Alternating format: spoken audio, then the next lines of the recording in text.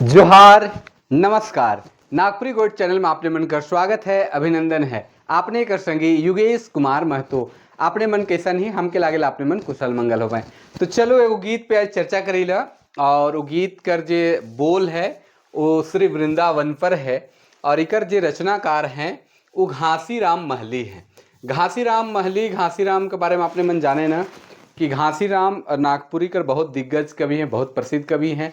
उनकर हजारों हजार गीत नागपुरी क्षेत्र में प्रसिद्ध है, जेके कवि मन गावे न लेखक मन उनकर दई के अनुसरण करके बहुत सारा गीत भी बनाए हैं। उनकर बहुत सुंदर रचना नागपुरी फाग शतक जे बम्बई 1911 ईस्वी में प्रकाशित भी हुई रहे। नाग वंशावली झूमर लिखने राज कवि रहे, नागवंशी राज परिवार कर करकट गांव में उनकर जन्म हुए रहे और बहुत सुंदर नागपुरी गीत मन कर रचना करे। देवी भक्ति से लेके प्रेम विरह संग हर तरह कर गीत लिखे कर काम कर लें। और उनकर जिंदगी से संबंधित एक महाकाव्य भी लिखल गलक जेकर रचनाकार डॉक्टर कृष्ण प्रसाद साहू कलाधर हैं, अविनाशी घासी, जेकर में घासी राम कर पूरा जीवन कर वर्णन है, काव्यात्मक रूप में है, जेके आपने मन देख सके ना अविनाशी घासी। तो चलो आज हमारे चर्चा करेंगे श्री वृंदावन पर। ये अंगनई राग में है।